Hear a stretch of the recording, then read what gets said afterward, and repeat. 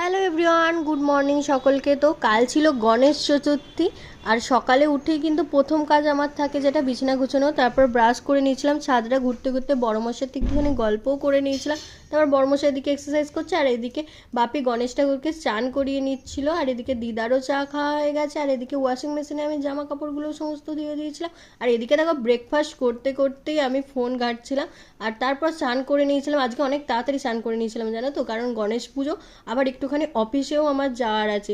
এই যে তারপর গণেশ ঠাকুরকে চন্দন পরিয়ে সিঁদুর পরিয়ে পৈতেটা পাল্টে দিয়ে দুব্বো ঘাস দিয়ে সুন্দর করে মালাটা দিয়ে ফুল দিয়ে সাজিয়ে দিয়েছিলাম।